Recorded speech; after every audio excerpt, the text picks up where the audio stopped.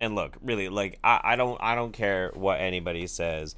Roseanne is still a Titanic hero to me, largely just because I have absolutely no joke because I realized I didn't prepare anything before. Yeah, I thought it sounded like you had something prepared. I thought you were gonna be like, she's a Titanic performer due to the longevity of her career and just sheer girth.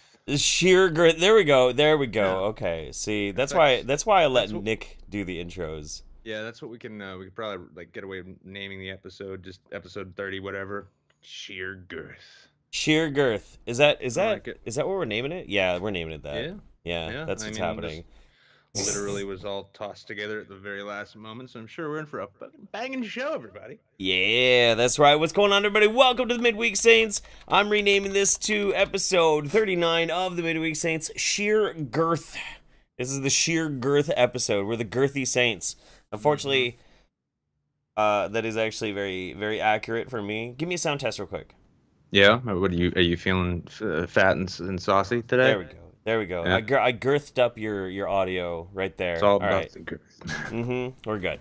We're very girthy. No, so we're a little discombobulated today. It's all my fault because I randomly sprung it on Nick like 2 hours ago. Like, hey man, I want to go up to Portland and see Sargon, who's gonna be talking up there, and Matt's coming down, and I want to go do it. So he's very accommodating, even though he just got home. Like I left work early to make sure I could get here for in time. So yeah, right.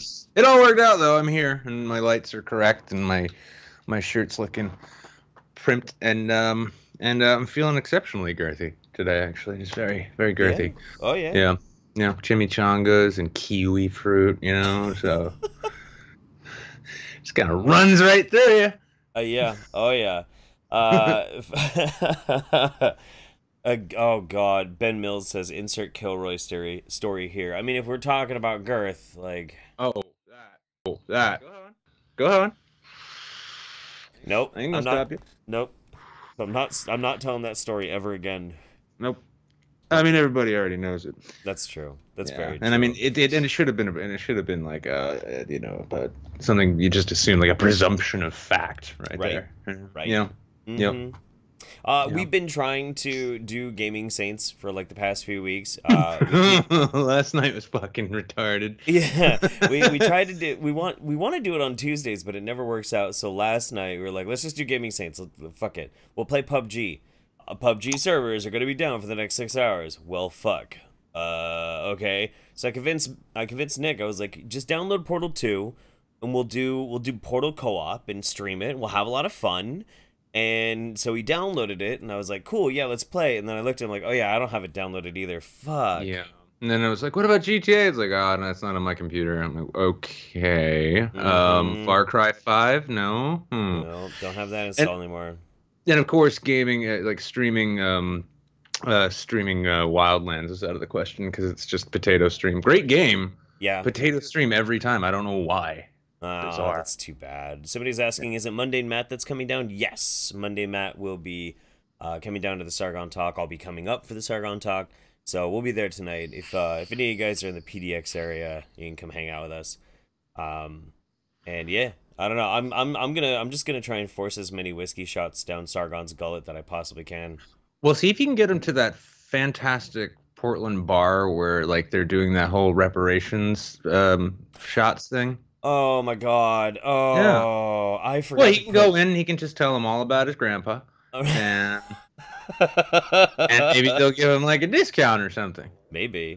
Yeah. See, it's a thinking brain that I'm working with there. Mm-hmm. Yeah. In case anybody missed it, and this isn't even one of our official news stories, but yeah, Portland Bar has decided to begin trying to get reparations going by giving $10 to every black person who walks in.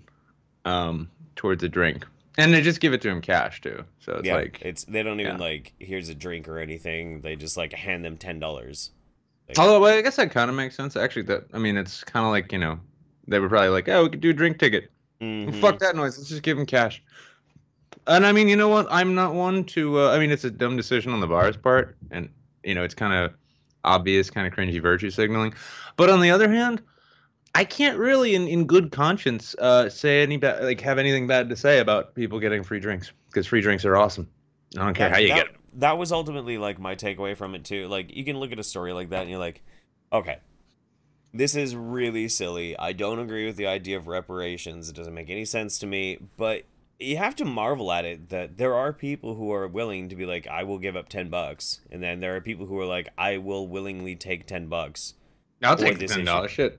Yeah, I mean, like if I was to take a vacation to Germany, let's say, and went to one of their beer gardens or Schnitzelhausen, and then and I'm like, oh, by the way, Juden, they'll be like, oh, here's 12 Deutschmark, or 12 euros or whatever, right? Which will buy you absolutely nothing.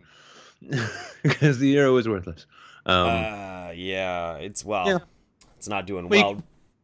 you try to find that. You try to find that bar, and maybe you can convince them like you can pull a Sean King. Oh God, yeah, that'd be great. Rimshi resubscribed 7 months so far. Anime Moon 2 months from this dank son of a bits. Thank you guys. Thank you very much. Appreciate you. I also think it's funny that Anime Moon, this is the second month subscribing to us, which thank you. That's awesome. But Hmm. also, the first time Anime Moon remembered to click the follow button on Oh, Twitch. that's handy. Hey, but you know what? Yeah. Here's the thing, though. At least on Twitch, subscription buttons and follow buttons actually do something as opposed to the shit that happens on YouTube. So, Well, it's because Bezos whatever. is in charge. Yeah, yeah. Praise him, praise Pra- him, praise him. Praise Yeah, Bezos.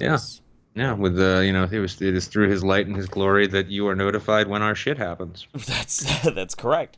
Yeah, Every unlike the goddamn demon Susan Wojcicki. Yeah, she's pretty demon like these days. What's crazy too is every now and then I do tweet at Jeff Bezos and I'm like, is there any chance you want to pay for my college loans? Like, you have like $4 billion. He hasn't taken me up on it, but every now and then I figure if I just keep at it, eventually he'll pay for my college loans. Maybe So it'll be like that story about Elon Musk and Zuckerberg, where he wanted to like have some kind of jetpack water gun fight, and Zuck was like, "No, I got a better thing. We can beat this guy until he stops moving, in exchange for paying off his student loans." Very good, Zuck. If there's hmm going to be a peasantry class beneath you, you might as well remind them. I just realized I had you actually turned up in Discord and you had this awesome booming echo thing going on. It Mhm. was awesome. Okay, so we're all caught up with that. Let's Twice, check out our twice. first news article for this midweek Saints, the Girthy Saints. Tennessee Mm. lawmaker says pornography is a root cause of school shootings. Um, Mm. this wonderful woman here is Representative Diane Black of Tennessee. Recently cited pornography along with the deterioration of the family and violent movies as a contributing factor to gun violence in schools. Black made the remarks during a listening session with local pastors last week, according to audio obtained by HuffPost and posted Tuesday. Why do we see kids being so violent? What's out there? What makes them do that? Black said. Because as a nurse, I go back to root cause. And I think it's a couple of things.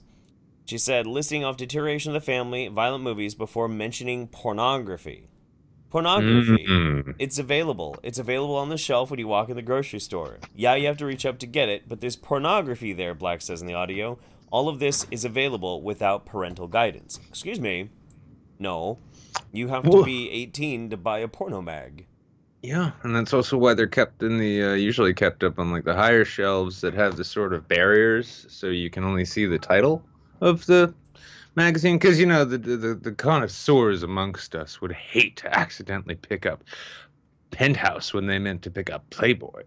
But Right. I love how you can always count on these jumped up DMV clerks who somehow get into like positions of power, and Mm-hmm. it's just like, what's causing school shootings? Porn. Makes perfect sense, Betty. Thank you, Karen.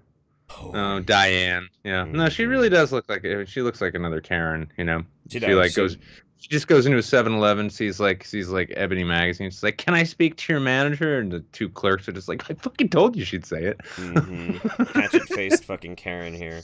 Yeah. Um, she adds, I think that's a big part of the root cause that we see so many young people that have mental illness get caught in these places.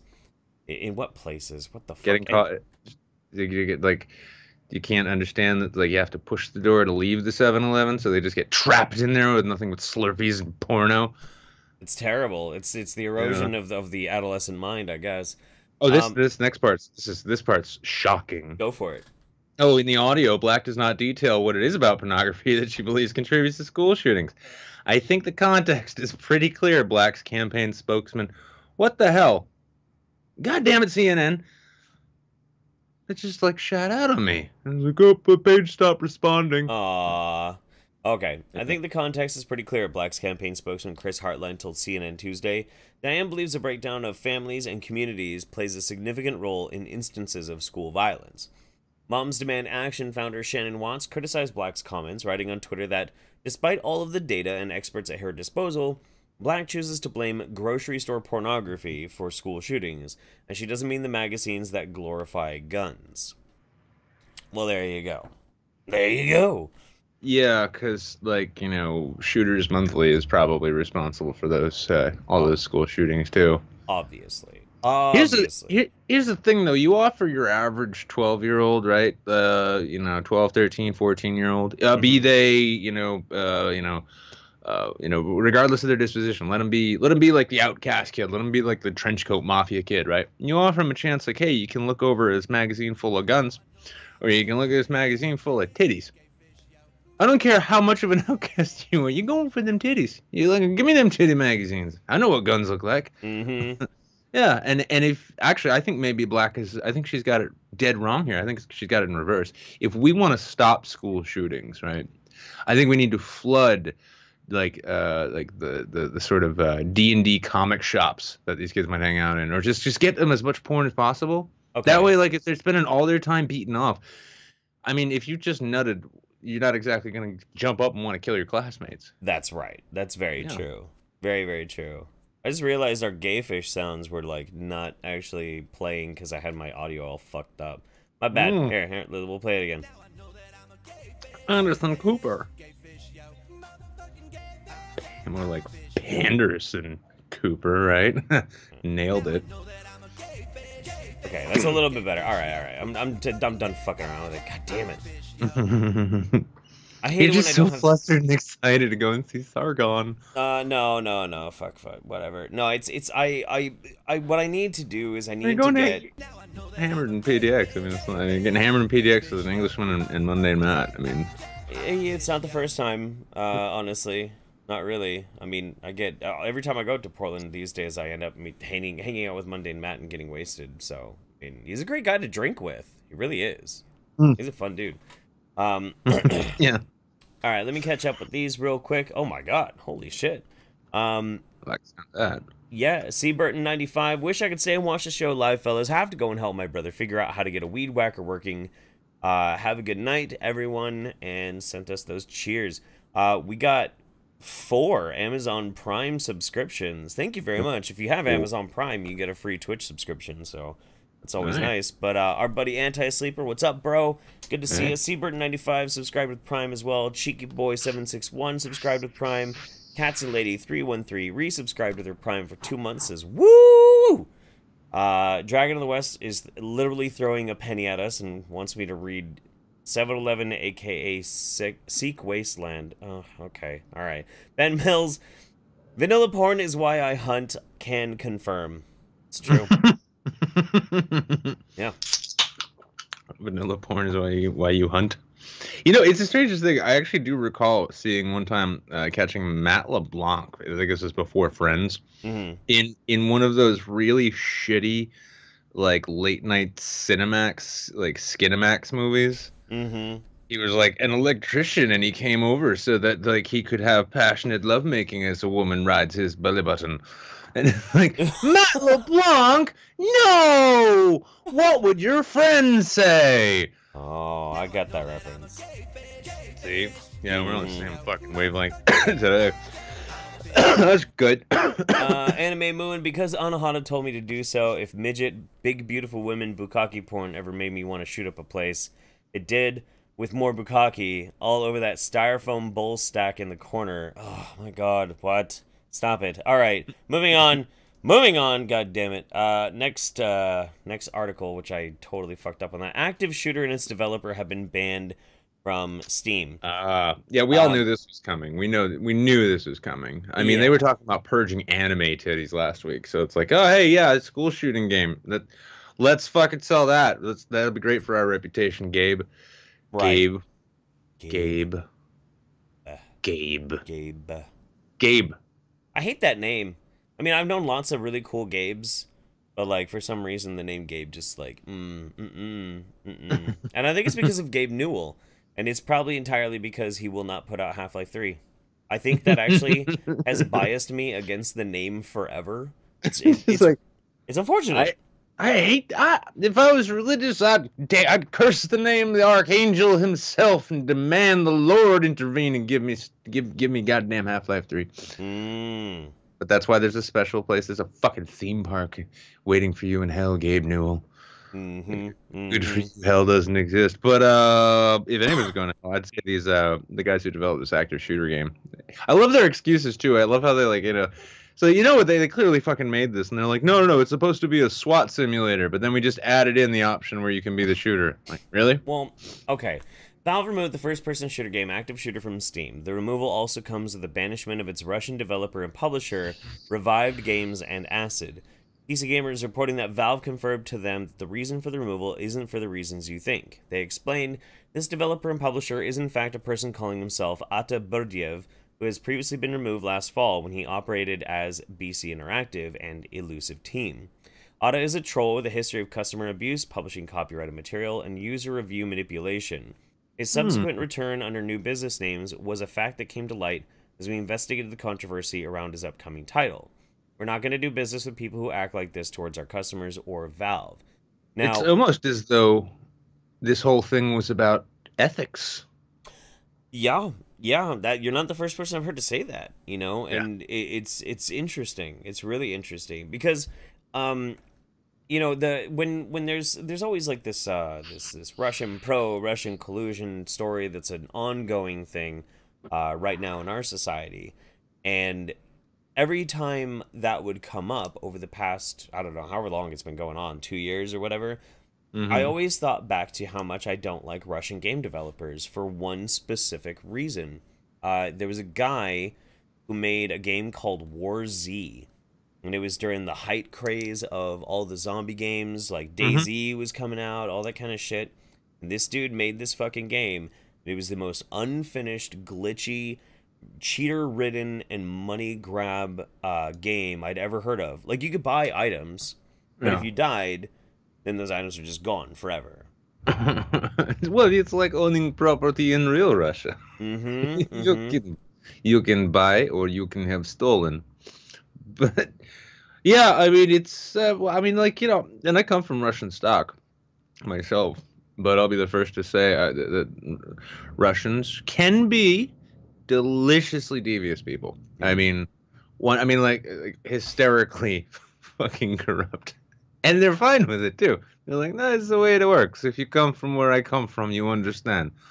Yeah. So, that is fascinating. I was pretty sure, I was positive it was going to get booted off of Steam anyway, but I thought it was because of the PR nightmare. I got to Right. wonder though if perhaps to a certain extent, maybe when they found this out and they found that like it's like unethical practices and all this, that it wasn't one of those. Oh, thank God, now we can do this clean.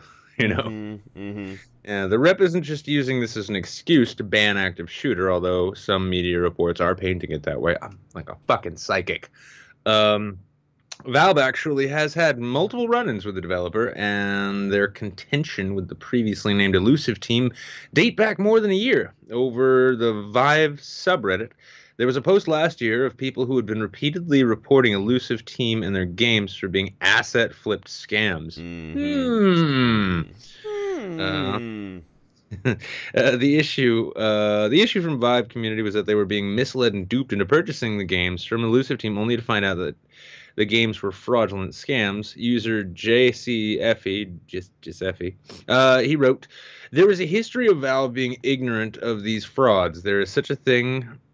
There is such a thing that you are so ignorant of the fraud on your platform. There is such a thing. All right. Oh, Yeah. that.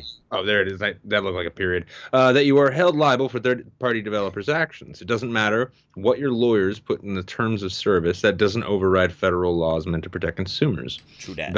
Valve's rep stating that they had a long storied history with Elusive Team isn't wrong. However, it's quite obvious the reason Valve acted so quickly in banning Active Shooter and the Russian developers from the platform is because Active Shooter has been gaining widespread news media attention for its subject matter. And the game is about playing on the role of either an active shooter who shoots up schools or the police and forces tasked with taking him down. The game was planned to support multiplayer PvP modes, but appears that won't be happening. Unfortunately, it looks like this could lead to more censorship of ideas, as PC Gamer notes that the Valve rep noted that they might be tightening the rules on what gets allowed through Steam Direct, saying, "The broader conversation about Steam's content policies is one that we'll be addressing soon." Mm-hmm. Mm-hmm.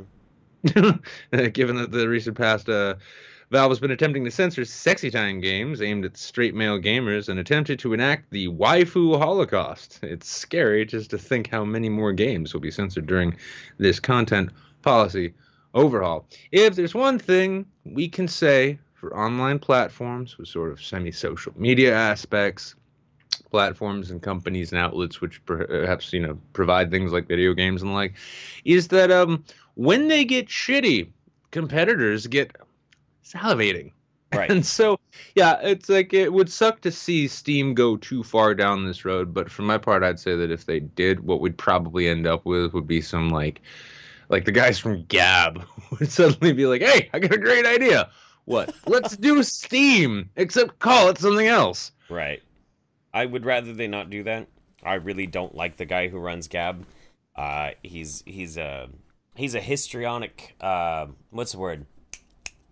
Cunt. Yeah, that's right. Yeah, he's a histrionic cunt. I don't like that dude. I do not like him at all. Oh my god. What a dick. Well, I've never had any run-ins with him. Everyone's like, "You need to get on Gab," and I'm like, "Why?" When you get into an argument with somebody on Twitter, but you're using your corporate account used to try and and promote your company and your product, and you're talking like an edgy 14-year-old at people, like, no, dude, no. I lose respect not because of what you're saying, like, whatever, you can say whatever you want, that's fine. I don't want to censor you. It's totally fine. It's because it's so fucking unprofessional that I can't think you're anything more than an uncontrollable spurg. And yeah, no, hire somebody to handle your fucking Twitter account. You're a business, for fuck's sake. In general, that's usually just a good idea, is to have like a dedicated professional for social media, because the rest of us, we're all shitposty people, right? That's fine. Yeah. But I mean, it's, and I know I might rustle some jimmies with some of the fanboys if we have any in the audience. But I mean, look at Trump. I would find it so much easier to pretend to respect the office of president right now under his administration if someone took his Twitter away and they allowed the communication staff to handle the social media the way they're fucking supposed to. That's what the communication staff is there for. Right. Instead, it's just him walking around on what's probably still an unsecured fucking Android, tweeting like, "So not fair. Did you see New York Times? They were so mean to me." And it's like, dude, you're the most powerful dude in the world. You don't need to be getting fucking salty about shit people said in the New York fucking Times. Why do YouTubers take criticism better than the president? Same thing with this. If you got a company, especially if you're trying to be like a communications platform, let's say. Yeah. Well, I mean, like, you don't even have to go as far as the president. Like recently, I mean, we weren't even going to mention this this news story necessarily, but the whole thing that's going on with Roseanne. This is the point that I raised up. I was talking with Bunty and some people on Facebook about it. Was like, I don't give a shit if Roseanne's racist or not, or if she wants to do a stupid tweet or not. I don't really give a shit if they cancel their show or they don't cancel their show. None of that means anything to me. It's just a fucking celebrity controversy. The thing that bothers me is that you have somebody who is a multimillionaire who, for some reason, can't afford somebody to handle their Twitter for them, and has already gotten in so much trouble before because of their stupid fucking tweets. It's just stupid. It's dumb. Well, let's draw this comparison, and we'll move on after this, I suppose. But let's draw this comparison, though, when we're going to look at the Roseanne issue, right? And we're going to look at the whole notion of, celebrities or people of profile handling, their own speech in public, yeah? And we've all said dumb shit. We've all said shit that we regretted, shit that we thought was funny at the time. Shit that was maybe too spicy. We've all done that. It's just a matter of profile. But when you consider like Roseanne, so like she garnered a lot of following being kind of edgy and weird and out there, and also because people knew it was her. Right. It wasn't some boring branded account like Lance Henriksen, for instance. But with her, it's almost like it's almost like hubris in a sense, it seems. And you see this with YouTubers, especially like, content creators all the fucking time. It's like when you try to establish a brand of being just pure edgy, right? Oh, I'm always pushing the limits. People are so upset about what I'm saying. Well, you've seen it with Milo. You've seen it with like the whole Bloodsports crew. We've seen it like up and down. If you make a career around being edgy, eventually, because you're obligated to continue pushing the limits as far as you can. Yeah. They always end up fucking themselves over like this. Every I mean, single fucking time. Every every time. fucking time. The only person I could say actually who handles it correctly off the top of my head that I can think of right now is Notch, right? And Notch isn't super edgy. He just has No. no filter. He gives no fucks. And people are like, "You're being so offensive." And he's like, "Yeah, I'm also like a multi-billionaire and I don't need anything from any of you anymore." Well, So, that's the whole point too. Is like Notch doesn't need anybody. Roseanne needed ABC, otherwise her show doesn't happen. So yeah. like I feel bad for Sarah Gilbert and the crew, yeah, especially. no, I feel bad for them. I don't feel bad for Roseanne at all. I feel bad for the people who don't get to work on the show anymore. Like that's Yeah, fucked up. mostly the crew too, because I mean the cast on that show, they're all still collecting crazy residuals from the original run. Oh yeah. But that crew, you got to keep in mind, crew are pretty well paid, but it's a job. Like they're still, a lot of them are living paycheck to paycheck. A lot of them, it's like, yeah, hey, I took a mortgage out because I'm pretty sure this job will last, but if it doesn't, I'm fucked. Right. They don't have cushions of money to fall in. Hopefully, they'll end up going over to Last Man Standing if that gets picked up again. Yeah, that'd be So, nice. So let me check over here real quick. Gotta make sure I have all my shit in a row. There we go. Fine. All right. All right. Our next one. This is a doozy. Oh boy. oh boy. So teacher texted friend about empowering women to become serial killers. Las Vegas police say. Students Hmm. looked on as Las Vegas police flooded into their physics classroom on May 16th. The officers were there to arrest their teacher, 48-year-old Leslie McGurty. I was shocked, said high school junior Bernice Olguin to Fox 5 Vegas. There were a bunch of police officers coming into her classroom to get her stuff and walk out. Police say the Bonanza High School teacher sent a series of disturbing text messages threatening, among other things, to poke a lot of holes in a lot of people at an upcoming concert that weekend, according to Las Vegas Review-Journal. The texts were between McGurty and a friend named James and referenced the 2017 Mandalay Bay mass shooting in Las Vegas, when Stephen Paddock killed 58 people and injured hundreds. Likely be dead by Sunday morning, even forming a plan, people will remember me, McGurty allegedly wrote. The friend responded by asking the name of the guy who shot up the strip, referencing Paddock. Doesn't matter, I'm a woman. I will be remembered, McGurty allegedly responded. In the text, McGurty allegedly wrote that she might start a new movement, another Me Too movement, but this time in which women feel empowered enough to become serial killers. She wrote about going to a concert for the metal band Life of Agony at the Beauty Bar in downtown Las Vegas, and said Vegas would lose its luster after me, according to the station. Imagine knowing exactly the moment that you're gonna die. I know exactly that your favorite song will be playing by your favorite band. It's just too perfect. When the friend asked, to what end other than to hurt people, McGurty allegedly responded by saying everyone would know they were right, and that she was the crazy girl, and people could feel vindicated. What? Validated. Validated. Yeah, it still doesn't make any fucking sense though. It's like, why do you, Christ? So why do what? You just want to hurt other people, and everyone will know that they were right. Who is everyone, and what were they right about? And that she was the crazy girl. Bitch, you are crazy. You are, without a doubt. You don't even got to do shit more to convince me of this. You are batshit nuts. And people could feel validated by looking upon this haggard, crazy high school teacher and realizing that it can always get worse. Yeah. You could be her. The friend reported the messages to police, and officers believed the texts were evidence enough to charge her with making terroristic threats a felony. The Las Vegas Review-Journal reported. That's fair.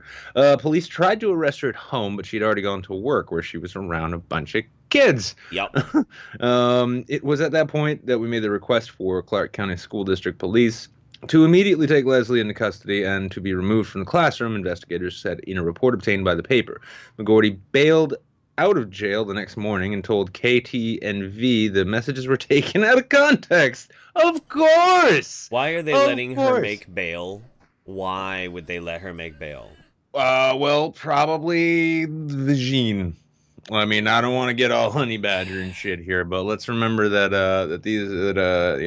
the court systems they take a little easier on the lady folk a lot of times. Also, I mean, maybe she was really fucking annoying, and the police are just like, yeah, please let her bail out. I mean, we'll go get her again if we have to, but I don't want to sit here talking. Like, I don't want her reciting her fucking manifesto in the holding cell anymore. Jesus. Life of Agony canceled their show after hearing the news. Safety for our fans is always our number one priority. Bad. Your priority should be to rock. Safety be damned.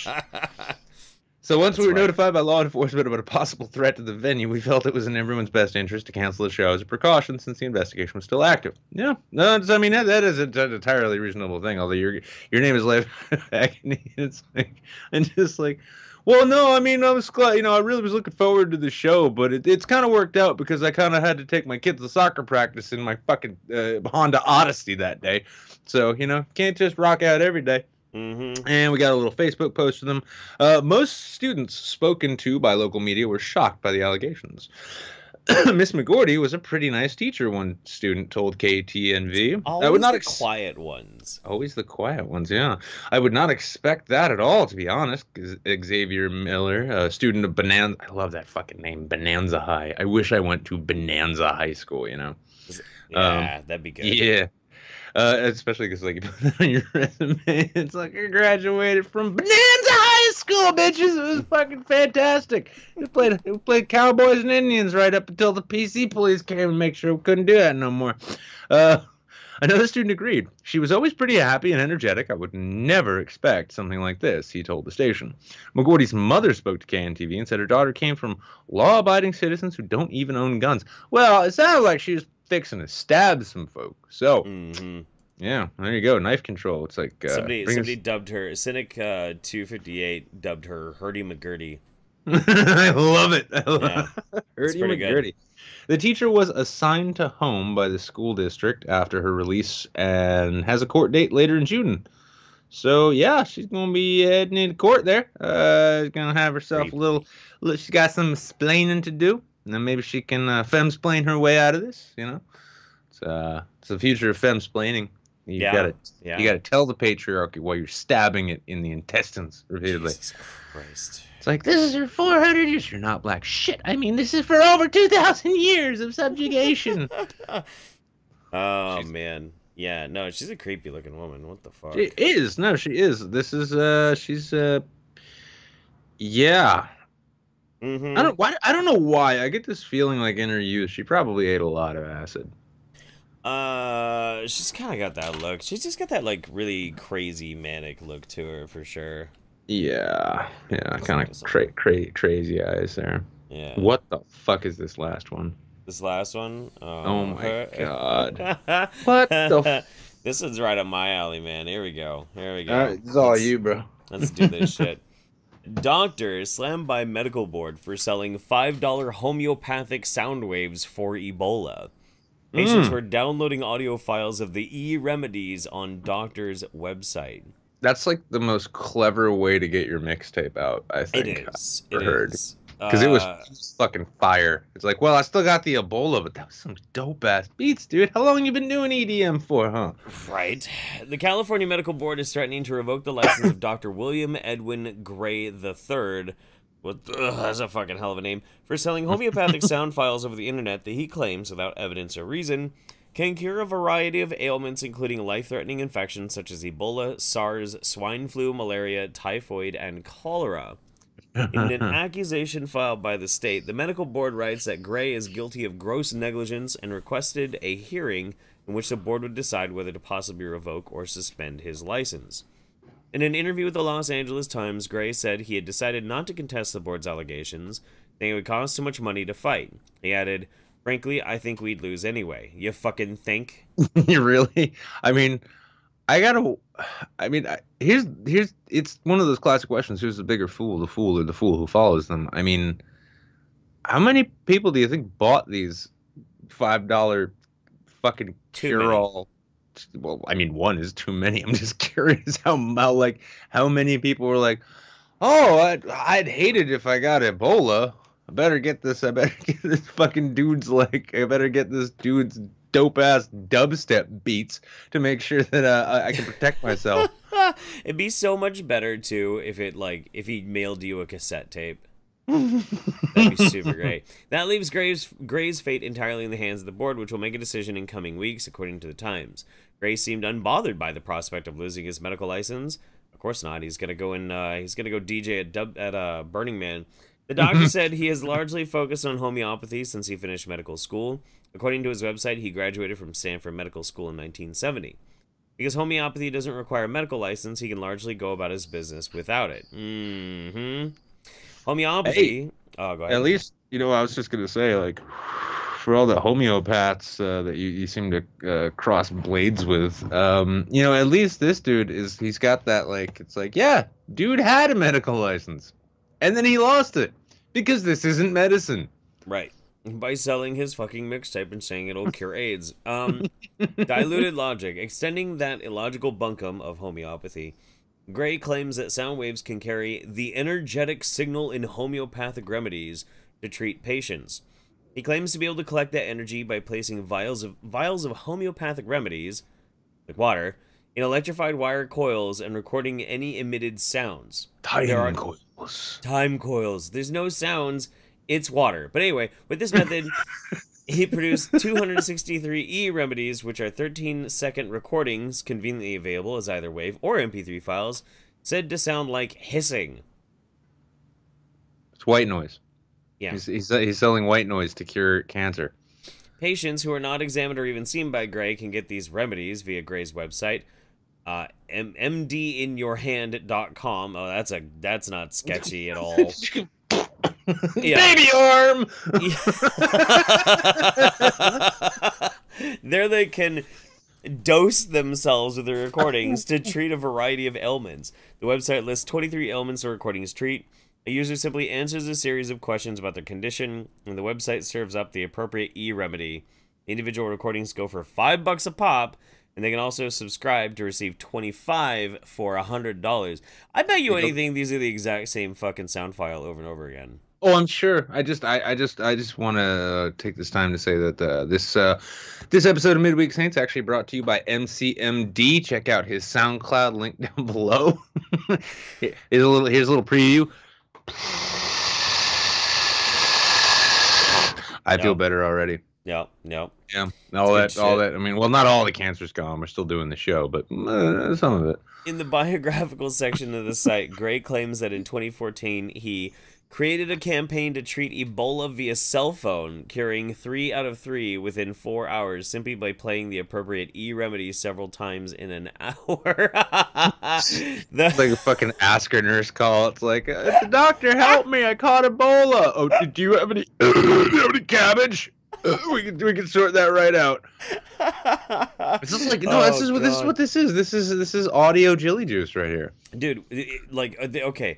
You take the sound file, you just loop it, and you put it to a 1-900 number so people can just call in. And, like, if they're not sure if, like, the first minute was enough to cure their Ebola, they can stay on for an initial $5.95 per minute afterwards. Yeah. I'm just glad he wasn't telling people to put their fucking Bluetooth Apple earbuds, like, up their butts. Like, well, the sound needs to travel up through your colon to get to your digestive tract. That's next level stuff. He needs a whole nother mail-in diploma to be able to recommend that to people.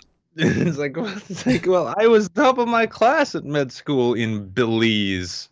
Oh, very nice. Well, I'm glad. He did graduate, what, in 1970? 1970. From Stanford, no less. Yeah, he went to Stanford, and then he's, just been probably, like... Because I read something the other day that doctors have among the highest suicide rates. Oh, yeah, I'm sure. He's been fucking probably, like, huffing DMT out of broken light bulbs for 25 years. But at the same time, like, they've got, like... I read legit, like, I guess doctors are, like... They're finding they have some of the highest professional suicide rates. Just because of all the pressures and everything. Right, I could see it, like, since 1970 till 2018. The guy he's like, I love treating patients. I love helping people. Oh, everyone's dead. Oh, fuck all this noise. I'm just gonna sell people literal static. I'm gonna sell people literal static and say it'll cure them of the gay. It's good shit. Even homeopaths seemed wary of Gray and his claims. Robert Stewart, who founded the New York School of Homeopathy, wrote to the Times in an email, "He's on his own in this." And that's how it ends. Well, yeah. You know who I think we ought to try to get for the show one of these times? I don't know if you've caught this channel. I found it recently, but it's a doctor. He's a guy's an actual practicing medical doctor, Okay. and he watches medical TV shows Okay. and comments on them. That sounds awesome. Oh yeah, well I mean it's great too because like he ends up dropping like a lot of like basic like medical knowledge, also sort of behind the scenes shit about like what life in a hospital is really like. Right. He's like watching Grey's Anatomy and he's like, oh watch, they're gonna have sex. They always have sex. So this really generally doesn't happen in the hospital. We all kind of know that like all that hard work we put into becoming doctors could all be swept out the window with one affair at the workplace. Oh, so yeah. no, really doesn't happen. So to let everybody know, if you'd like to be part of the show, you can always click the Discord link down on the page, hop into the waiting room. We're going to start rolling here in just a few minutes to get some people in and hang out. But right now we got Rhino, but can this Fiverr get the Saints to cure my gay? I personally cannot cure the gay. I'll take the 5. I'll take the 5. Hold on. Okay. And you are still gay. Sorry, couldn't help you. But still 5. All cells are final. I hear Hemlock Moonwolf can actually cure the gay. I hear Hemlock Moonwolf ought to start offering his own audio files to cure diseases that haven't existed in 200 years. Well, he claimed that he was going to make an ASMR album, but has not gotten around to it yet. Greetings, children. This ASMR can actually cure your what was it? This can cure your consumption. Yeah. Consumption? Let's cure consumption using the power of sound. Mm-hmm. Right now, there's like a half dozen bass players out there who are like, "No, I've been working on that." I'm really glad that you did that impression because I can't do a Moonwolf impression to save my life. Oh, that fucking voice. I'm loving this nice full waiting room we got. Yeah. Oh yeah. No, probably would have been fuller last week if it wasn't for the fact that the Discord was full of poop. Literal poop. Literal poop that for some reason Count Dankula's fans love to spread everywhere. Smear, if you will. Yeah. Yeah. Mm-hmm. Oh wow! Hold on. Oh wow! A whole bunch of those nicknames you came up with last night are still going. You know, I didn't come up with any nicknames. Sergeant Buck, Poirot, only kind of gay. I have no idea what you're talking about. It was either you or Jables. Everyone knows. Yeah. Well, I guess so. I'm blameless. I'm blameless. Look at his face. And see, now I don't even know who is who, so it's kind of a problem, but whatever. All right, here we go. Virgulon. Oh, shit. Oh, shit. That was intense, fascinating. I like it. It was quippy, to the point. Good talk. Good talk. Good chat, bro. Yep. All right, well, we'll talk to you next week. How's it going, Virgulon? What are you up to this week? How you doing? Going great. Just got out of the office. Doing programming for a cheese plant has never been more infuriating. You program for a cheese plant? Yep. Is the cheese any good? It smells good. I've had it before. It's pretty tasty.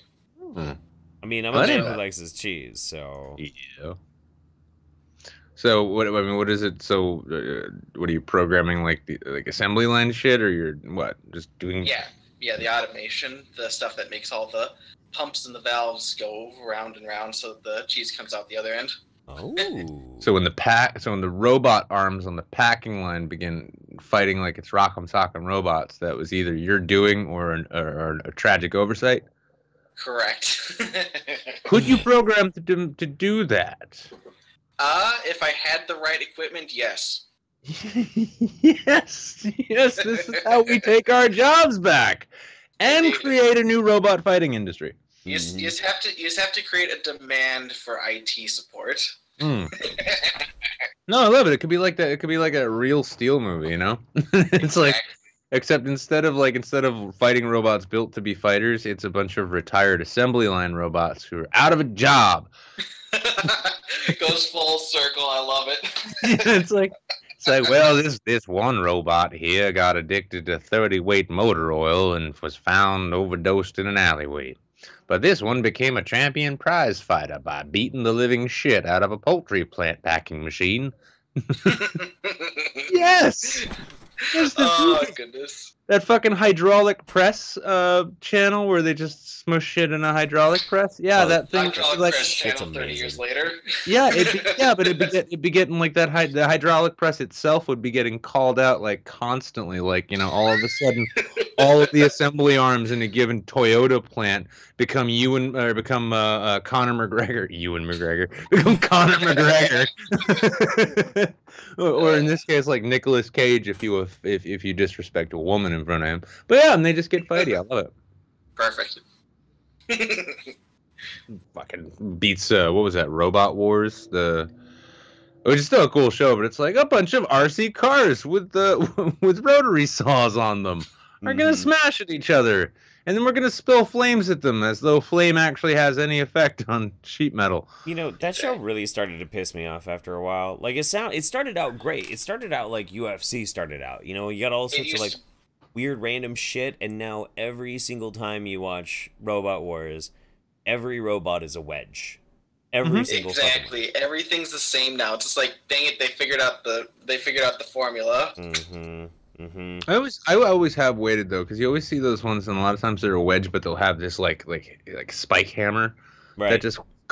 I keep waiting to see one that's got enough like real fucking like juice to it, where it just straight up smashes and impales. Right. This other builder's like dream and creation.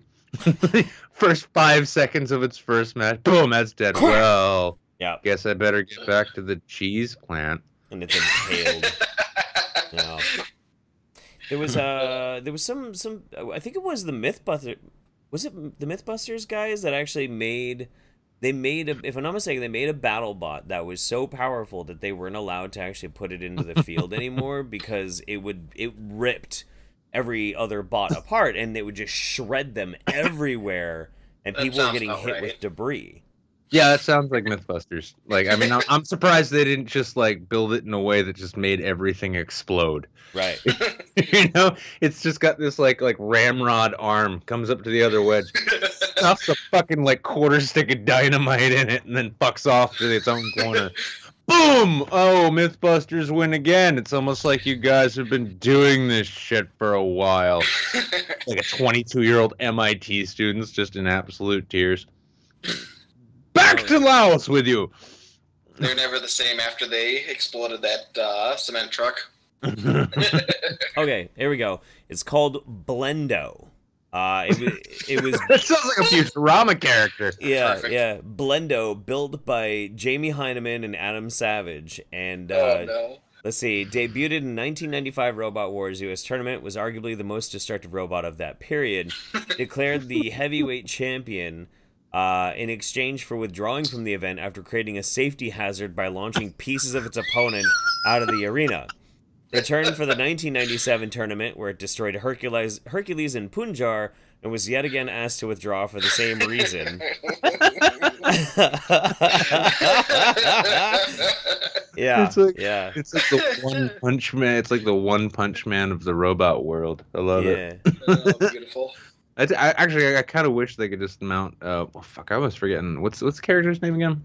From One Punch Man. Oh wait, Jeff. Saitama?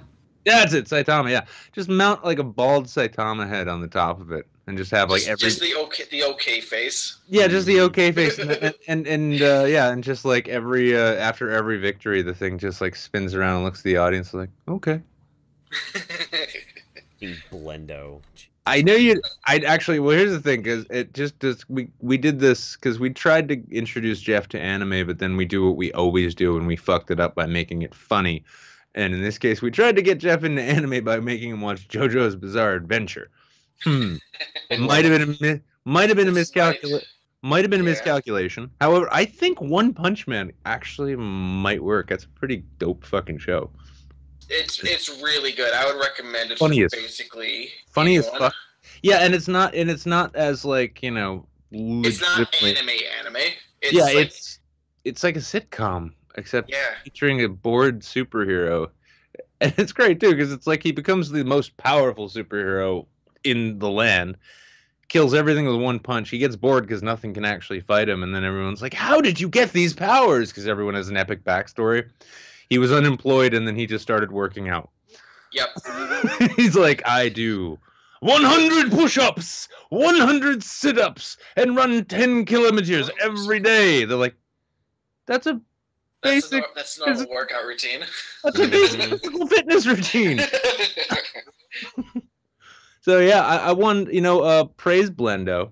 I really hope, maybe we'll get him invaded by, aliens with better robots, and then Blendo can actually do the site. Blendo will be our savior. Jamie Heineman, I'll be like, it's time to come out of cosplay retirement, homeboy. You can't dress up like a stormtrooper forever. Oh, I will. God. I will say I do. I actually like, since they've left Mythbusters. I mean, like, fucking Jamie hasn't done shit. Not really. I think he's just chilling and retiring and just building shit at home. But oh wait, no, Jamie. I'm always getting the two of them confused. Anyway, Adam's the guy. That's right. Adam's the one. Yeah, Adam. Yeah, Adam's the one. Yeah, and yeah, no, it's just, you see like constant fucking cosplay shit. It's like, yeah, look at this. I turned a Nerf gun into a Star Wars blaster. How dope is that? And he's all about giving out tips too. He's like, here, cosplayers, you guys are my favorite people.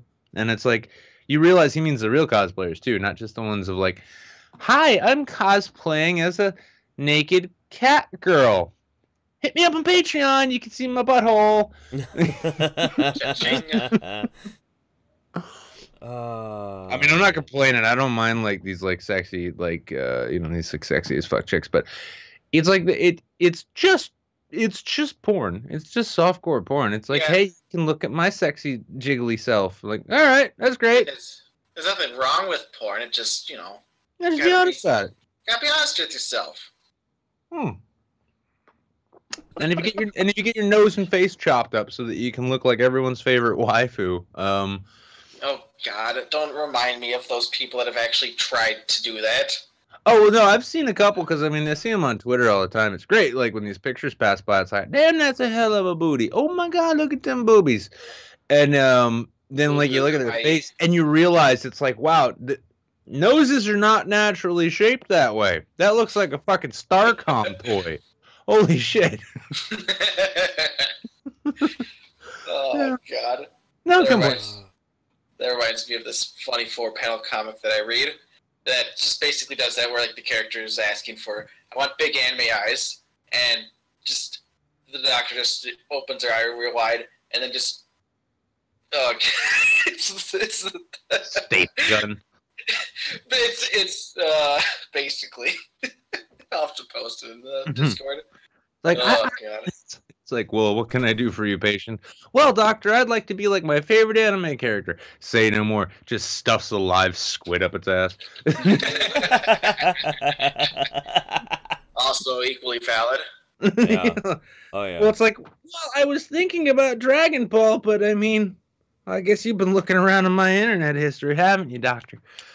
Sometimes you just gotta embrace the hentai. Yes, Mr. Eichenwald. I have. See? Timely. Relevant. See? It is pretty timely and relevant. I'll give you that. I will totally give you that. No, I gotta apologize to the both of you. I'm fascinated by something. I don't know if you caught this, Nick, but I'm fascinated by this, and I had to go and look at it just for a quick minute, just to see how bad it is. Angry MGTOW's back. What? Really? Yeah, Angry MGTOW is back. I can understand with the rise of incels. I'd see why a guy like him would feel like, That's like, right. Now it's my time to shine. I imagine a vagina looks a bit like a train tunnel. I've never seen one. Cheers. Yeah, no. We're winning the war. We're gonna take their vaginas and then own them ourselves, and then I won't be the biggest pussy in my house, just one of many. Now he's called Angry Madman. And I just had to click through it real quick. And he's got a video called Top 10 Hottest Anti-Feminists. And he's got like Faith Goldie and but he's got like some friends of ours and shit in there, like Zoe Does Life and Jacqueline Glenn and barber for you to see. And I just, oh, this is so cringy. This is so weird. But I went to go look at the comment section because that's always the best part of an Angry MGTOW video. And this guy says, "So you've returned to the plantation, huh? Such a shame." And he replies is, "No, this is how you bring in the simps. You set the bait." Like, what the fuck? What? Why? Oh. You set the bait. Oh yeah. Well, I mean, here's the thing. I mean, the guy is so articulate. I mean, if anyone out there can kill someone's sex drive or appreciation for humanity, it's him. And when he gets the simps to come in, all the simple-minded motherfuckers are gonna show up, and then he's gonna drop his fucking knowledge on them, such as like the fact that he's probably still a virgin, but that's a point. That's something to be proud of. Yeah, how about that? Like he even says, it's all about being true to yourself. He even says, "Before you all panic, this video is simply simp bait. Remember, once they are here, we can educate them." So this is like all bait for his MGTOW indoctrination like program or some shit. Yeah, I mean, like being an unlikable part-time toll booth attendant or whatever the fuck it is he does to make sure that the woodshed that he lives in stays upright. Yeah, hey, yeah, he's got some real insights. Like if you want somebody to tell you how to be absolutely fucking repulsive, not just to women, but to everybody, his channel, guys. You guys go head on over there, and you just soak it in, because that's how it gets in you, through the pores. You got to, it's like kind of, it helps if you've been like, showered recently, because that'll probably be the last time you do that if you follow the MGTOW formula. Gotta fully immerse yourself. Yeah, fully immerse yourself, kind of let it get all up in your sinuses and shit, and it's gonna sting a little bit, and it smells a bit like sulfur, but all the same, it's this is how you can heal as a man from all them nasty bitches who spat you out into this world and then just beat you, calling you Rodney, even though that wasn't your name. Sorry, MGTOW. I gotta give this kid some credit though, because his production value has really gone up. Actually, is he actually is he producing videos instead of just like an avatar where he screams? Yeah, he puts like background stuff in there and shit. He's got some graphics on some of them. Like, good on you, man. Yeah, and honestly, at this point in YouTube, too, if you're putting work into making videos as opposed to just live streaming constantly, gotta applaud you.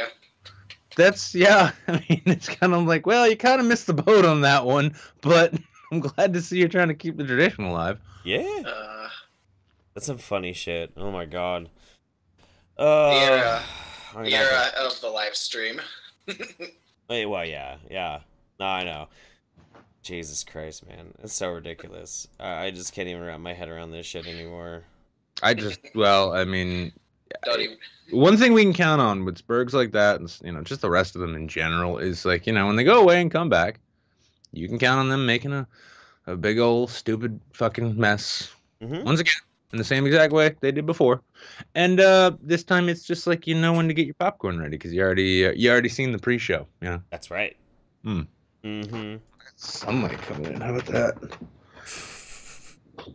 I'll have to look later if Angry MGTOW is coming back. Maybe my hacker is coming back soon too. That'd be pretty good.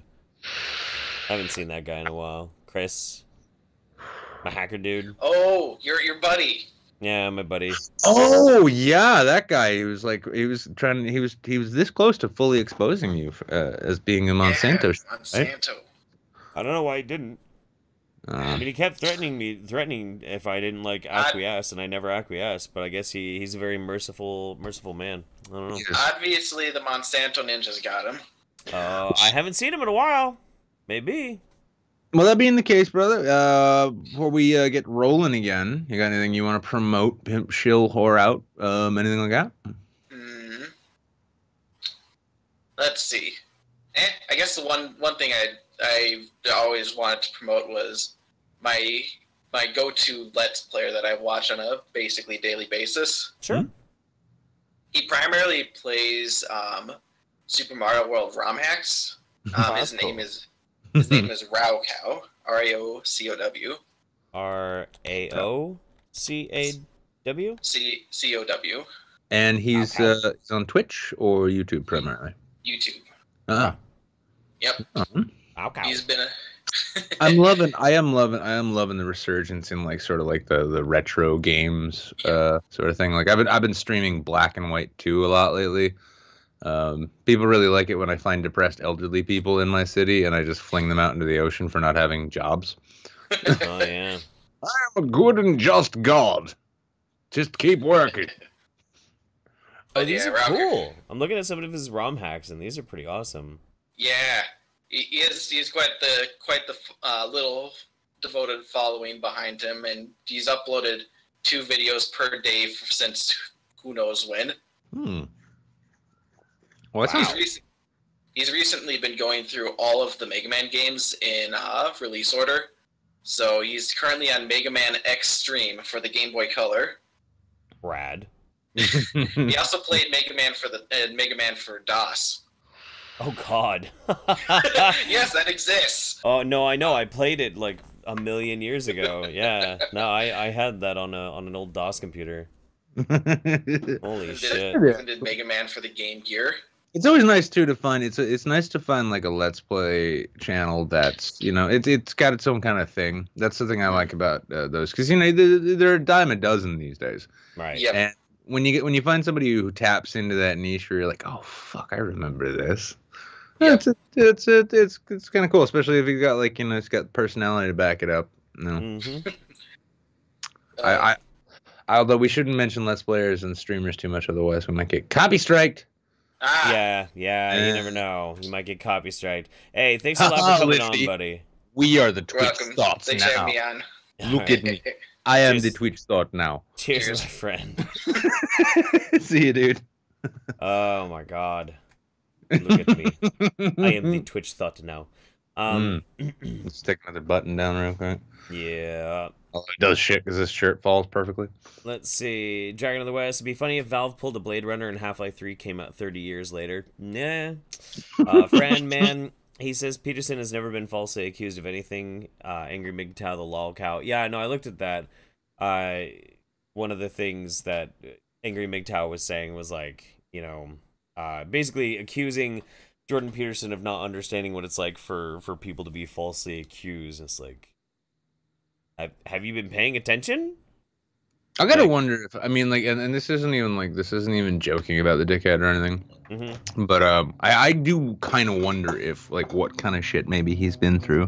What did you do? That's okay. It's fine. I'm just joking.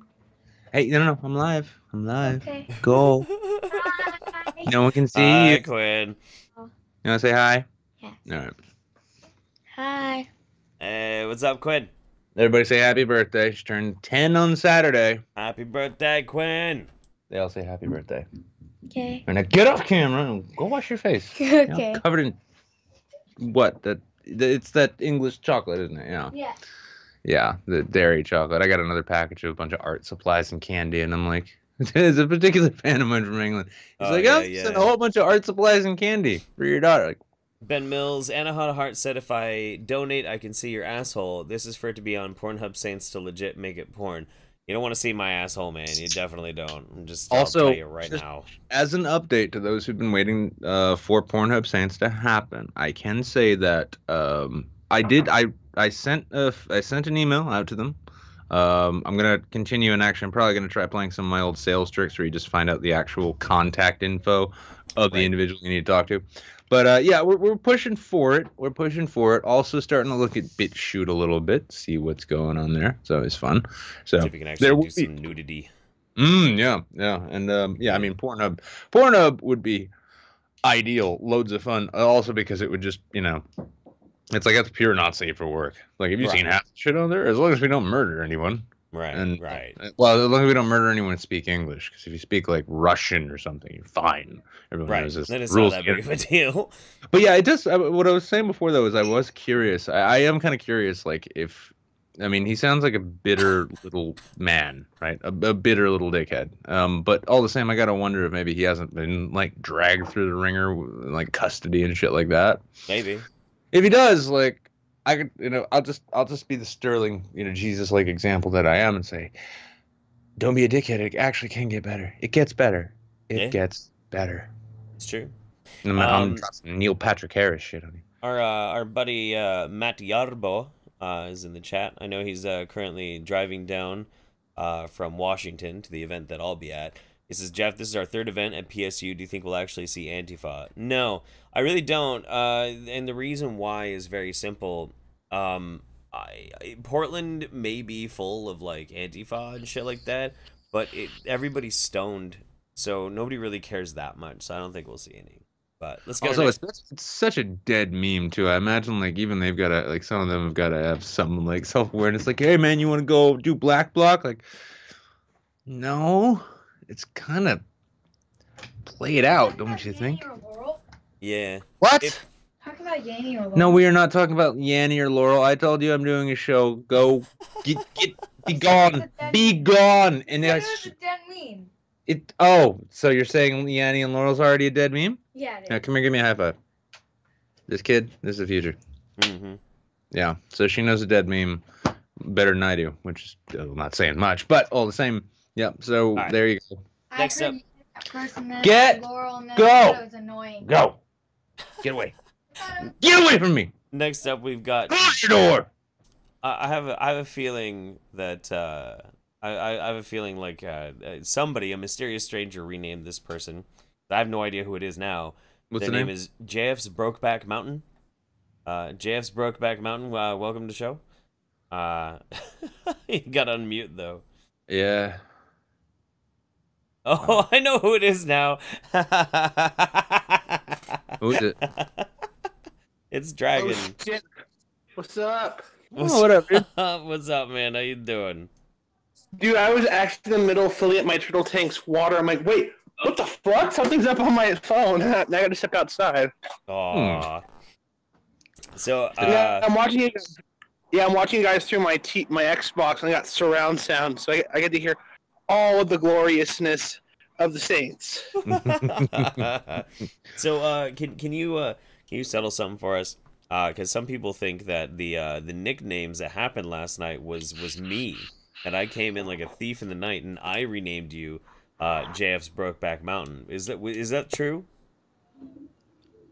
I will neither confirm nor deny, because I was just too baked to remember half of anything. You know, I'm gonna guess Jeff sounds kind of like, you know, I know he sounds like he's being honest here. So like, let's take him at face value. I'm gonna just go ahead and say this must have been Jables. Yeah, it was Jables. Yeah, goddamn Jables, always changing people's names. No, well, at least they're not spamming scat porn all over the place. That's great. That's true. He's always doing that. I mean, he's almost as bad as Squigums when it comes to putting up, you know, sexy stuff. Well, hasn't Squigs recently been on like I'm gonna put adorable fuzzy shit on your timeline, like, hey dude, how's it going? Have a bunny. Have a bunny. What is this? Yeah, there was some discussion last night too, though. Even when it comes to raids, I mean, that's cat porn shit. The worst part about that was it was twofold shit raid, because it was like, on the one hand, it was boring. I mean, it's just disgusting. There's nothing clever about it, and it's played out. It's fucking played out. Now, when the clown porn kids showed up, that was fun because that was kind of creative. Like, hey, clown porn. And then our people were like, "Yeah, I know all about that shit. Let me show you what I've got in my desktop." We were forged and hardened and shit, and now clowns don't scare us. It's like, you would think the clown's your friend, but you were merely adopted by them. I used to work. I used to do caregiving. I don't want to think about hardened shit. Oh god, it's speaking of like old dude. They come in like, oh, we're gonna scare you. It's like, fuck, you're like old people say, do you know about the gays and the marijuana? And we're like, we don't care. That's just part of our normal day, man.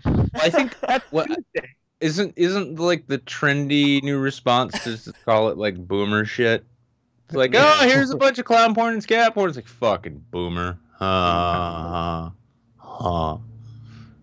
Oh, they're so cute. Yeah, although it is weird though when we start getting surreptitious shit from within our own ranks, like trying to change people's names and nobody knows who anyone is. I still love though, and I can tell it's Buck just because of his avatar. Yeah, Poirot only kind of gay. I don't know what that's supposed to mean. Poirot. Poirot is a famous detective from like England or France or some shit. That sounds French. Poirot sounds. Yeah, French. well, yeah, I know, but unfortunately, they have lots of French in England. So, yeah, they used to complain about the French. You wouldn't tell now because they can't stop complaining about Muslims, but it used to be the French they complained about.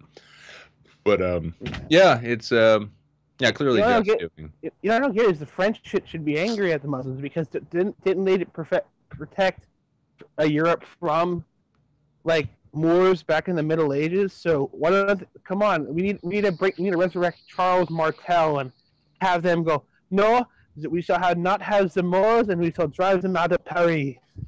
Yeah, super gay Paris. I don't know. I don't think France is like the same sort of France. It's funny because like in this modern age, we're like, yeah, the French don't have a word for victory, but they used to like go to war and kick ass all over the place. And then when you find out like once upon a time Sweden invaded Russia. Oh yeah, yeah. You realize? Wait, Sweden? Like we're talking Islamo-feminist Sweden invaded Russia. Oh. Yeah. And it was only Peter the Great who managed to reconquer part of that territory. Mm-hmm. I heard like legends, like the Swedish king was like so determined to win. He was like sick, and he had him brought on a litter in the middle of the battlefield. Like, there, look, my lord, we're winning. Yes. Like he's like hacking out a lung. Yeah, I approve. I think really great. Sounds wholesome and French. Well, no, Swedish rather. It's similar though. But yeah, I mean it's yeah, but no, Poirot, because like he is, if I remember, like his last name was something like Sherlock Holmes. So it's like clearly Jables knows his detectives. Clearly, obviously. Clearly. Yeah. Well, you notice, like, well, if I'm not mistaken, his name says Jables, right? Yes. Yeah, so he remains untouched. But are we sure it's not Gable? Maybe we're being misled. It's a big conspiracy from freaking the members of the Discord. It's like, frankly, my dear, is conspiring with an out of heart of hearts to frame Jables Boogly for the. I mean, this is turning into a fucking Nancy Drew book here, okay? It's so there, yeah, it's like maybe it's just time, like you just take responsibility for your actions, Jeff. Well, here's the question: is who's going to start freaking out like Alex Jones? Who's the Saints version of Alex Jones? Who's going to start saying that I don't like them changing the names? Clearly, it's conspiracy by the gay frog. No, it's fucking Hillary is doing it. Yeah, it was Russian hackers. Hillary. Fucking Russian hackers came and hit our Discord. I mean, they didn't even post any clown porn. I was disappointed. I know, not even like food, like badly done food. What in the porn. fuck are you looking at, Jeff? Oh, the Not Safe for Work channel on our Discord. Oh, you're like, I'll just let you talk with Dragon in the West. Here is what's it going by? Oh, JF's Brokeback Mountain. I cannot give you up. It's like him, like he's trying to make mashed potatoes and he just can't bring himself to boil them. You look at me. You look at me. And no, I don't normally go for very high functioning autistics. You kind of look like a potato, and I love potatoes. It's like he's like inexplicably tomorrow we're gonna hear he's like fallen in love with Kevin Logan. It's like, you know, that or freaking like J Mac. He's like, oh my god, I want a cucked boy. I can't quit you, J Mac. See, I think here's what I think really needs to start happening. I think all of the pureblood white traps out there. You already see where this is going, don't you? I think they need to go and liberate the minds of these very orthodox traditionalist types to be like, listen, The butthole still works even if there's something flopping around in front of it. Hey, how about that? Did you see my titties and my makeup? There we go. Please hit me up on Patreon. I do great Spider-Man cosplay. What? I think this is the future. We got like Dave Sherratt's back, and he's like railing against the alt-right and all this. Like, no, Dave, you don't. There's no need to try and defeat them on facts. You just need to get them to take it in the butt, just once. And then they can't throw any more shade at Jeff. I said what in the butt. I said what. It's gonna be the worst culture war ever. Like Sargon's gonna like turn into like he's just gonna be like, oh, I'm just gonna do film reviews now. I don't want to do this culture war shit anymore. There's way too much butt stuff going on. It's so bad that you know shit's bad when Sargon's like, no, I think movie reviews is more my taste. I'm gonna continue my traveling and speaking engagements, and I'm just gonna start reviewing fast food from around the world because, yeah, way too much butt stuff going on in the culture war right now. Did you know that it's not called a quarter pounder with cheese in France? In fact, it's called a Royale with cheese. Mm-hmm. It's called it's called Al Shabaab with cheese at this point. Ooh. There we go. All right. But I for real though, I would 100% watch a Sargon of Akkad channel where he did nothing but fast food reviews. Like, I absolutely would watch that. He's just gonna turn the thinkery into that. Yeah. Bro, go away. Especially if you like. Okay, pizza, got it. Thanks. My day is what is it? It's like my disappointment is immeasurable, and my day is ruined. Like, oh shit, that's a meme now. Mm-hmm. I am envious of that kid, even though he's gonna die when he's like 40. Who? Oh, the review bro, the young kid, like 3-piece suit, reviews fast food. Right. It's like basically it's like he sat and watched Super Size Me. He's like, bet you I can do that full time. He's like, pussy. Dude, that thing was. It's funny. I watched it as a kid. I remember going to school and watching that. Not going to school, but our school taking us on a field trip. And you realize a lot of that is just straight up propaganda. Like, he's like, you're dying from eating fast food. I'm like, fucker, that's nothing. I mean, when you're on the road or doing something, that's all you. Oh, eat. Yeah, no. Oh, Penn and Teller took that on brilliantly when they did an episode of Bullshit about it. Bullshit. Yeah, when they had their show on Showtime, Bullshit, and they had one about like how awful fast food is, and they're like, yeah, but nobody eating it thinks that they're getting actual nutrition from it. It's because, yeah, you're hungry to the point where your stomach is actually causing you discomfort.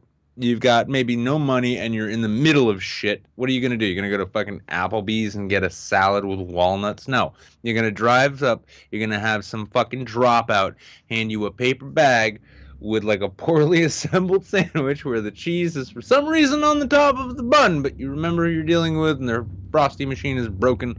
Right. And you get your 2 number 9s and your number 7. One number 9 with extra dip.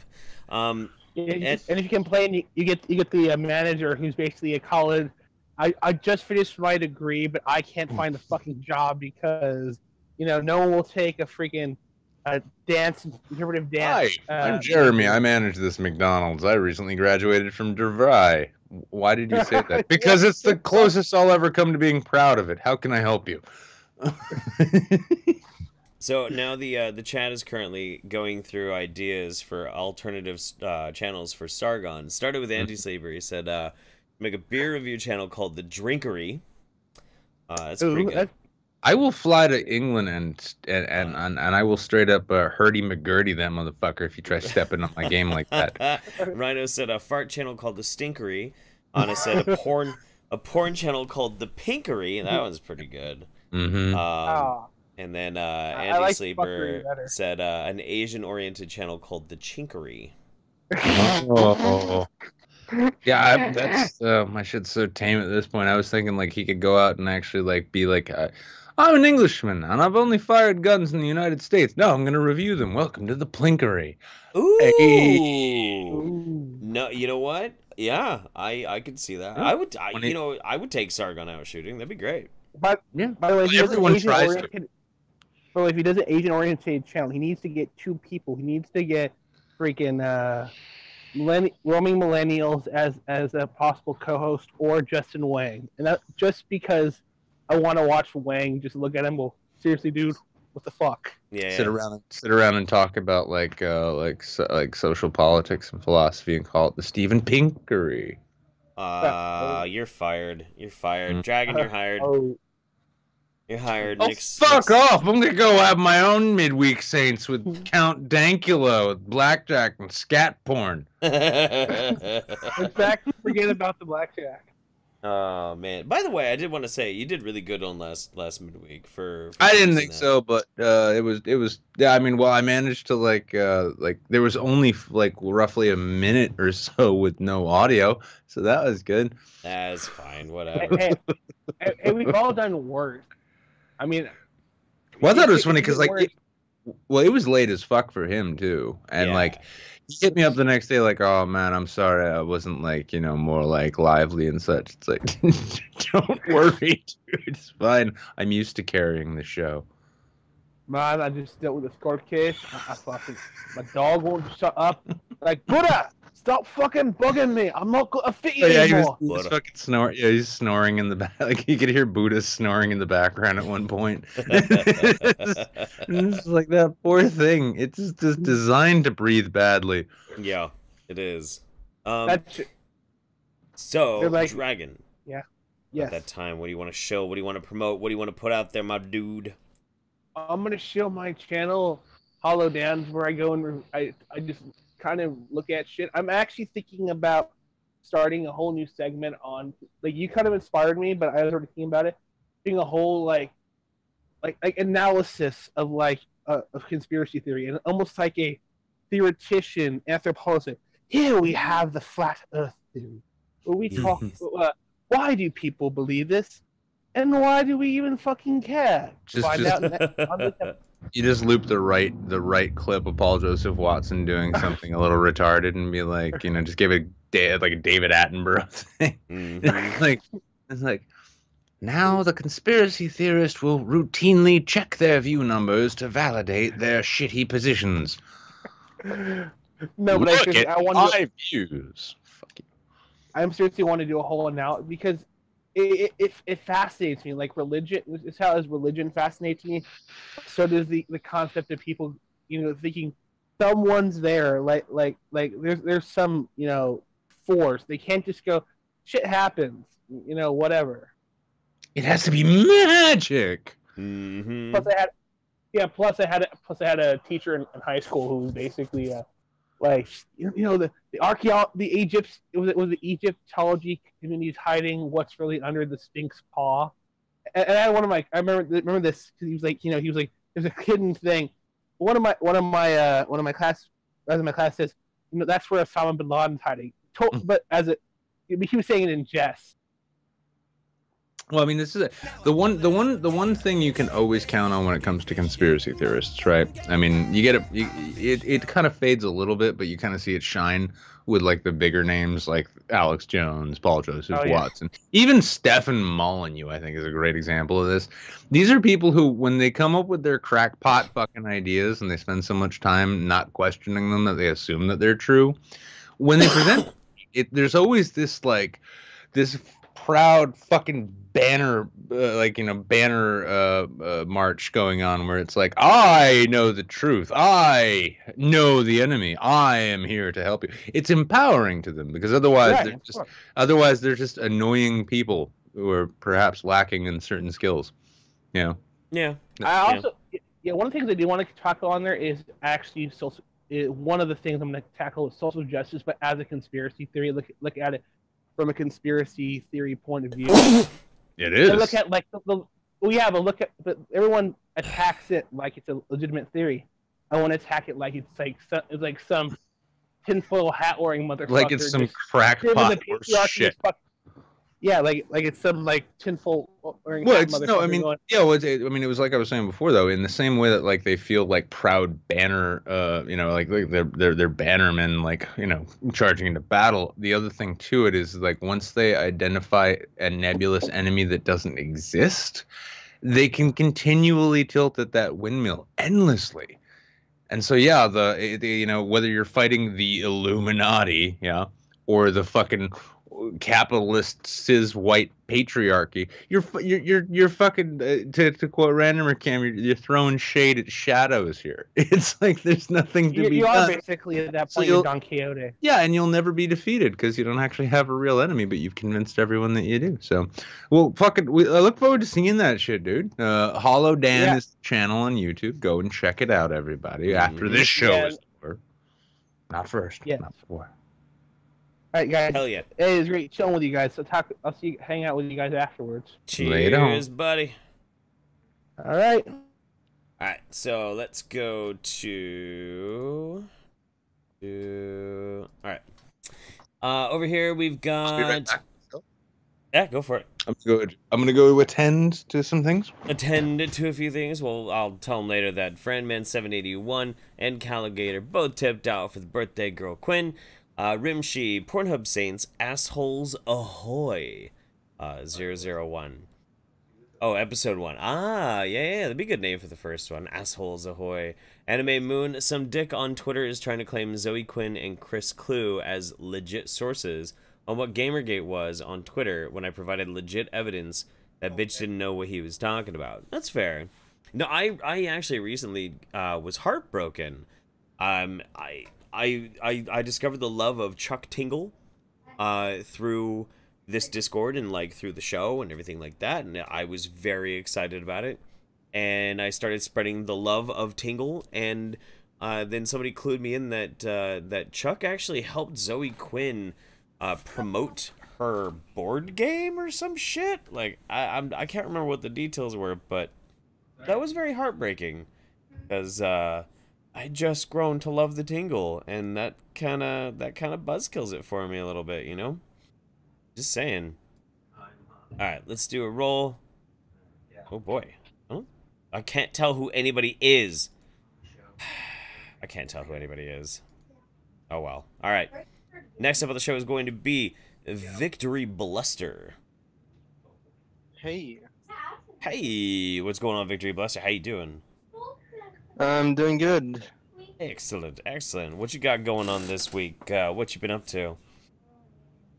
Been on vacation ever since semester ended. Ooh, nice. How far into school are you? 2 semesters in, 4 to go. Ooh, okay, okay, that's not bad. What are you going for? I mean, I just changed my name. I was the Captain Chief guy, still engineering. Oh shit, that's right. Yeah, fuck. Okay. See, you guys changed your names on my me. username, so I changed it. Yeah, people change their usernames and suddenly I can't remember anything. Okay, that's terrible. Oh my god. Here comes Nick. Oh. And it's cool. It's all right. You know, you totally not breaking the flow of conversation. Sorry, no, it was just funny because when I went out there, like I was, Quinn comes out and starts chatting with me, and she's like, "By the way, what did you hear with Yanni and Laurel?" I'm like, "We'll talk about it later." She's like, "Well, this thing is like it's kind of a trashy meme, but I kind of still like it, you know." I'm like, a 10-year-old meme critic. I'm doing something right. The next Anthony Fantano. Yeah, I'm like almost about ready to let her watch Lawai. I love Luai. I'm obsessed with PewDiePie now, man. I can't. I mean, it's one of those things. It's kind of like our show, you know. You get dragged through the muck, you go through shit, and then when you come out the other side, you're like, I need to find some funny shit. Hey, look, memes. But yeah, Pewds, I mean, he's since he's abandoned the notion of being a YouTube good boy, it's getting better and better. Oh yeah. His YouTube good boy years were like the shitty seasons that they have in between. Yep. And now they finally got to the good shit. Yeah, Yeah, it doesn't, like, the sad truth of the matter is, it doesn't actually pay to be much of a good boy on YouTube. Like, you can either play the algorithm and try and scam into whatever type of genre that you're working with, like some of the Let's Players with the kids. Like, kids have a whole... There's a whole formula that you can follow, and you will find at least some really good success with the kids who watch streamers or Let's Players, or you have to be a dick. Like, you have to be a dick on YouTube, otherwise nobody gives a shit. Nobody pays attention. It's crazy. One of those sounds really more enjoyable than the other. Yeah, that's true. I mean, there are rare exceptions, like Boogie. Boogie's a really nice guy, but that's also fake. Yeah, well, I mean, also, I mean, you could combine the formula and actually just make a channel where you game with and then be an absolute dick to kids. Oh, just hey. go into Roblox and call them all a bunch of like sad ass little bitches. Well, there was I'm trying to remember who. I don't think he makes videos anymore. I used to be subscribed to him, but I think his name was like Tyrone. Like no, hey, like. Oh wait. Oh, I think I know what you. Was that the guy that would go on to Call of Duty and act like as black as possible and talk about like prison shit? Yes, and it was always like kids who would fall for it too, and he'd be like, and he keep talking about like how he raped them if they didn't do what he said. I'm gonna come over to your house and I'm gonna put a hot dog in your mouth and fuck you in the butt. I need a bully hunter. Yeah, wild shit like that. Wild shit. That's crazy. People saying Boogie's a fave, Boogie's a gem. Boogie is a gem. But if you watch his episode on, actually, if you watch any of his live streams, he is very, very abrasive, and he's got quite a potty mouth. But who Boogie is on his channel is who he wants to be, but isn't. Yeah, well, I mean, you remember Commenticat's video with him about hating people. Like it was hating, and he's just like, and it's just hologram Boogie, like, oh wait, no, I'm really getting this, Eric. Like, yeah, fuck your mother, I will fucking rape you, you piece of shit. Oh my god. Oh. This is what Jordan Peterson's talking about. You got to discover the darkness inside of you. In Boogie's case, he's well aware. Mm-hmm. I do hope he comes to dinner, though. Boogie, consider this yet another formal invitation to dinner. Yes. This is what happens when you don't integrate your shadow properly. The thing is that you need to ride the Jabberwocky off to Kermit's village so that you can find the Smurf dungeon where your second uncle's located, and he'll teach you how to fold your socks. And that's how you get out of middle management at Best Buy. I just launched a new channel. There's nothing but Jordan Petersonisms. Well, the story of Pinocchio is really good because every boy gets wood at some point. And then the blue fairy comes around and tells him that the truth of that wood is that if it goes down by the time the bus gets to school, you're going to be okay. Sorry, I was channeling a little bit of my own adolescence there. Wait a minute. Are they really rebooting The Crow? Yeah, with the supposedly, reportedly, I heard with the guy who played Khal Drogo. No, he apparently just dropped out because that's why I even noticed. I was well, like, I'm sure they'll get Chris Pine now because he has to be in fucking everything. Yeah. So you're saying you need a Jordan Peterson puppet? I have kind of a Jordan Peterson puppet. Yeah, I got that same thing. And it's Pepe. Well, it's like Kermit the Frog, except it's like what was it they called it? Kermit the Frog in a what? Oh, I can't. Fuck. You remember that clip? I do. Some of these trolls even featuring Kermit the Frog in a ninja costume. My favorite Jordan, like, because I'm really not a big Jordan Peterson fan. I'm just not. But one of my favorite quotes from him ever was in the interview, and he was talking about Kekisane. He's like, and you know those Keki boys, the Keki boys on the 4chans, you know. Oh, on Rogan, yeah. Yeah, and I'm like, ah. And they worship the god Kek, who is the god of chaos, and you understand that it's like, dude, we weren't bringing back an ancient religion. We were drunk. Yeah, we were drunk and Sargon had a funny idea, and then we all riffed on it for about 45 minutes. And now we have stuffies. I've got that same one too. He's. Sorry. Can't turn it off once you hit it. I know. Actually, it's great though, because the fact that I have that here allows me to offer a teaching moment to be like, Quentin, I want to show you what a dead meme looks like in real life. Yeah. It looks like this. It looks like this. And if you're lucky like me, you can get interviewed by Dutch television, and then an entire country can think you're the biggest neo-Nazi on the planet. See, it would have been even better if they'd have interviewed me now. Not just because I named the shit, but also because they could think of a neo-Nazi and be like, it'll be just like the Dutch report. Like, it's very confusing that there's a Jewish neo-Nazi in northeastern United States. It's very confusing. Mm-hmm. But we will continue covering this. And it's like, he continues saying that he needs $20 for each video. I didn't mean to hit it. Yeah, it's no. like, yes, Dutch TV. I will be happy to do a follow-up if you become a patron. Yeah. Some people are asking that I gotta explain that. So I haven't made a big deal about this because I don't want to. But also, like, the big deal about Dr. Phil, like, you can only have so many big deals. Yeah, no, it was actually this documentary was recorded one day before I flew down to LA to be on Dr. Phil. So that was a really weird weekend, but from the Dutch television program Backlight, which is their version of 60 Minutes, they were doing a documentary on Kekistan. And they first asked Sargon, and he wouldn't do it. And I think they asked like somebody else, and they wouldn't do it. And then they got to me, and they like, asked V Monroe, and V was all about it. But then they watched some of his videos, and they were and the so thing they about Pakistan is that you need to, if you want to understand it, it's helpful to not be a massive faggot, you know. Yeah. And first, I want to show you my collection of war porn. So no, okay, but anyway, so. But what happened was they messaged me and they were like, "Can you talk to Sargon for us?" And I'm like, No, I'm not doing you guys any favors. Like, why? They're like, "'Cause we're doing this documentary. Do you want to be in it?" And I'm like, okay, I don't give a fuck.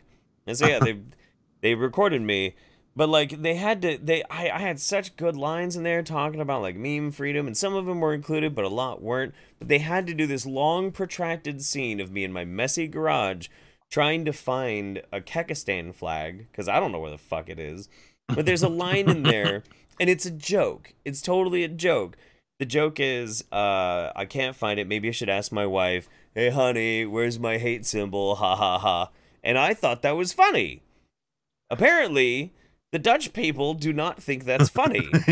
Yeah, well, last time they saw a flag with that design roll across their borders, it worked out so well. Just saying, a lot of color, a lot of colorblind. You know, it's just like, is that red? No. Is that not your father's root beer? No. It's just it's some Kirkland IPA. Oh, I didn't know Kirkland made an IPA. Someone needs to up their fucking production game. Well, so yeah, Kekistan dead meme interviewed by Dutch TV. It's very weird. Yeah. I was actually, for some reason today when I was wandering around the beer shop, I was like, Harambe was like 2 years ago? 2.5? Well, I mean, I felt bad for not marking the date. I mean, here's the thing. We're going to talk about dead memes. I just love the fact, too, my kid's like, it's a trashy meme. Like, fucking, what? Oh my. It's a trash bag meme. Okay, yeah, Yanni and Laura, that's a trash bag meme. It really is. Memes are always trash bag memes. When did Harambe Day? Well, we got you. Well, we're about to push forward with this show. Yeah. Time I too, mean, actually. the format must persist then. The format must be satiated. So, do you have anything you wish to promote, Shield? Or you know what? Let's augment this a bit, because not everybody's got channels and shit they want to do. Wait, hang on. Harambe died exactly 3 days ago. 2 years and 3 days ago. Yeah, May 28th. It lives on in our hearts to a point where we like mark the calendar in our minds and in our souls and in our bodies and our grundles and yeah. especially in the Grundle, because that's where Harambe lives forever. But that being the case, let's modify this too. If you don't have anything to pimp, promote, shill, or whore out, and anything, you got any final thoughts? Anything you want to leave us with? Long live Thompson. Okay. Who's Thompson? That's it. Hunter S. Thompson. Oh, Gonzo. I've just gone into his stuff thanks to Vern and Anna Hearts, and God damn it, that was. Oh, I don't know why it took so long for me to get into it. Well, no, you know, it's like one of those things though. Like when I found out, for instance, like what was it? Sometime last year or late last year, I found out Dr. Lehman. I think it was from watching a video I'd liked, and it goes to Twitter. Lehman has only within, I think, the last 6 months discovered Tom Waits, right? Mm-hmm. All right. And my thinking initially was like, holy fuck, how do you not, because a lot of people are like, oh, you don't know about that shit? Holy shit. My thinking is always like, you lucky fucker, because I remember how much fun it was exploring that kind of shit. And so yeah, if you're just now getting into Thompson's work, wait until you get into those really obscure fucking like Rolling Stone articles he wrote. He wrote he wrote of my city, the city I'm living in right now, England. England? England is my city. Yeah. Yeah, but no, he wrote of Manchester one time, something to the effect of like it's a grubby little 19th century mill town that should have died with the industry when it left. Jesus. Yeah. Oh no, he honestly he was here for like a weekend during the campaign in the 70s, I guess, and he. Wait, what's the name of that article? I need to read that one. No, it was an excerpt that I read years and years ago, and I've been trying to find it ever since. I really couldn't. But if you read Fear and Loathing on the Campaign Trail, that in and of itself will kind of give you pretty good insight, because that's the story, I believe, of when he supposedly pissed on Nixon. Wait, what? Yeah, there's a story. It's probably more legend than true, but there's a story because Thompson used to try to travel around with the White House press pool for a while, and he actually was trying to do that, but he was continually kicked out or just moved away so he wouldn't be a problem. And the story goes that he was in one of the restrooms in the White House, I believe, or it was offside. And Nixon, this was when I think Nixon was running for president the first time, and he's in there pissing, and Nixon comes in because whatever bathroom he was going to normally use wasn't available or something like that. Somehow he ends up pissing next to Nixon, and in the course of this, apparently while he's still just letting the lizard drain, he just takes a sidestep turn towards him. His note's kind of pissing on his shoes, saying so can I get the interview now? How about that? I want to believe. I do too, and honestly, the legend sometimes is better than the reality. But if you want something fun, so you've seen the movie Fear and Loathing in Las Vegas, right? I've watched the movie, then I read the book, and now I'm almost done with Rum Diary. The Rum Diary is good. If you can find a way to see the movie Where the Buffalo Roam, because Johnny Depp played the cartoonish character of Thompson, right? The presentation of it. Bill Murray in Where the Buffalo Roam played Thompson the way Thompson really was, because if you watch the interviews, it wasn't all goddamn that kind of shit, man. It was he was kind of just, he had a very strange way of speaking, but he was very serious about it. Got to do that cocaine when I wake up at 3 p.m. Yeah, Bill Murray and Peter Weller fucking killed it in that film. And yeah, definitely worth a watch, definitely worth a read. So good on you. Have fun. I'm great. I'm happy to hear something there's a new Gonzo fan out there. That's good. That's really good to hear for sure. He's timeless, man. Yeah, we need more of that and less Sean King. Mm-hmm. Oh god. Yeah, way less Sean King. Fuck. All right. Well, thank you very much, Victory and Blesser, man. We'll talk to you again soon, buddy. Thank you. Cheers. And I needed to bring this up to you. Franman and Calligator both tipped out some bitty cheers for Quinn's birthday. Oh, yeah. Happy. I'll put that Steam game she decides to get. shit. Larry Kubiak coming in with 100 bones, late as fuck, so missed most of the show, but still, it's payday, motherfucker, so here's some Jutonium. Kickstart the month and your liver. Much love to both of you fuckers. Dude, Larry, thank you so much. That's very, very generous of you. You're our fucking hero. Yeah, absolutely. Yeah. Jutonium galore, man. And a Kickstart, this month is going to be fucking nuts, too, because this is VidCon month, man. Mm-hmm. Yep. Yeah, VidCon month, and the best part about VidCon, for all of the YouTube that actually matters to thinking adults, is that there will be no actual VidCon for most of us. Right, Fuck, that's true. Noise. Again, if I want to be up to my knees in screeching tweens, I'll go and fucking hang out in Destiny's basement. Yeah. Yeah. Destiny doesn't really have that many like kitty. I don't fucking know. I was gonna go with a fucking Amos Yee reference, but I mean those are getting played out. I mean, there's only so many ways in which I can spin that joke. It's like you know, the best way to make that little piece of shit fade into obscurity is we just gotta not ever mention him ever. I'm gonna Queen Mab that motherfucker. Queen Mab him, that's right. Queen Mab Amos Yee. Larry, thank you again, man. That's very sweet of you. But yeah, no, I mean, like, so the VidCon's gonna be pretty great, but Mims did actually buy her and I tickets to actually go into the con. We'll have to swap badges. Yeah. That's fine.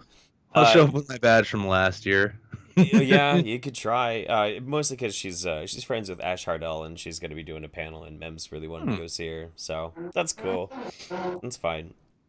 But that's kind of like a weird thing that I've been going through too, is as time's been progressing over the past year, I'm finding myself having a lot more patience and tolerance for like the lefty side of YouTube. I really honestly am.